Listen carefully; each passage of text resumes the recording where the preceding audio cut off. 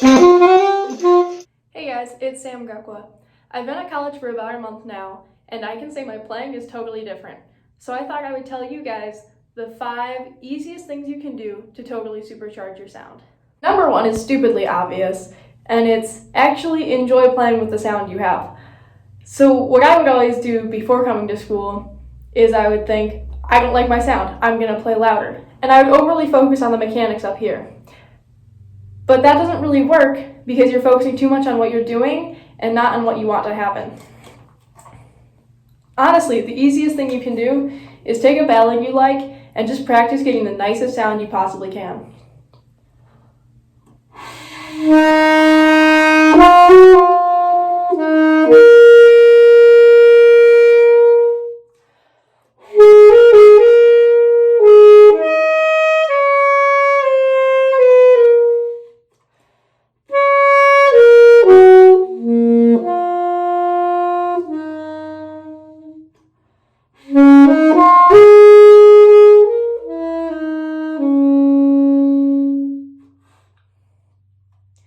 Before actually focusing on the end result, my sound would sound something like this.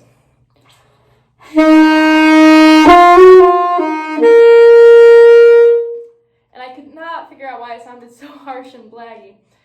It's because I was focusing too much on what was going on in my mouth and not on the sound I wanted to get.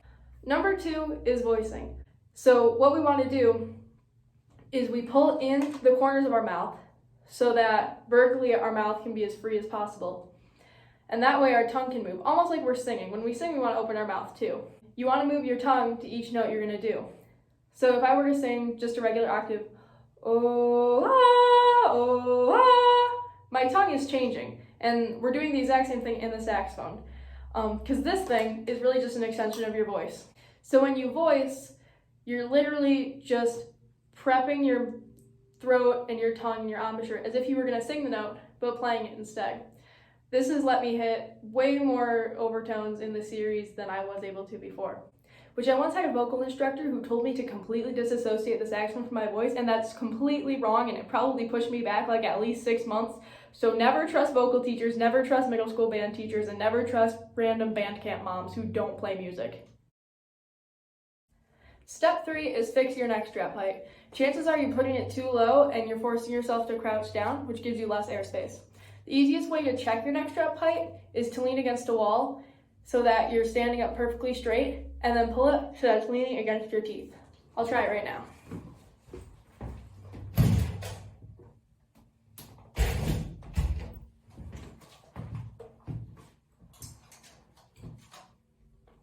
So mine is in my mouth, but it's not at my teeth, so it's a little bit low.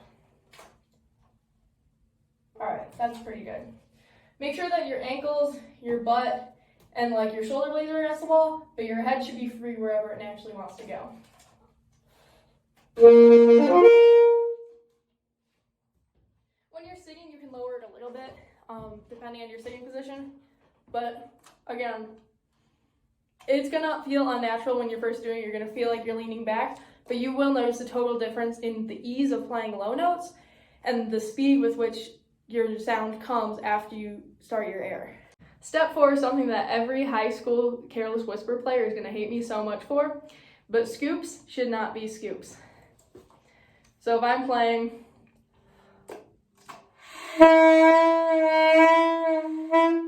that doesn't actually sound that good, and it's going to prep you for being out of tune when you hit the note you want.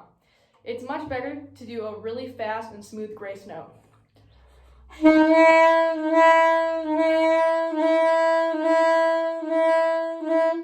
so if I'm actually going to play Careless Whisper, to do it with a regular scoop would be, which just sounds kind of nasty, but if I do it with the trill scoop,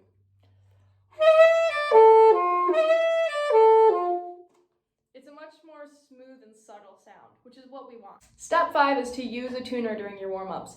A lot of us play overtones as a warm-up. I do it for like an hour straight. But whatever you're doing, long tones, overtones, high notes, low notes, you should be doing them with the tuner, because if you're doing them out of tune, you're not really training yourself to do anything correctly.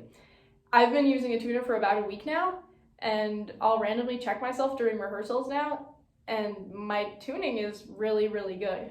So if you're gonna be doing a warm-up, which you should, you might as well kill two birds with one stone and get your good tone and your good intonation. I hope these tips help. All of them, except for the voicing one, which takes a little more effort, can be learned in like a week or less. So they're really super simple and you'll definitely notice a difference.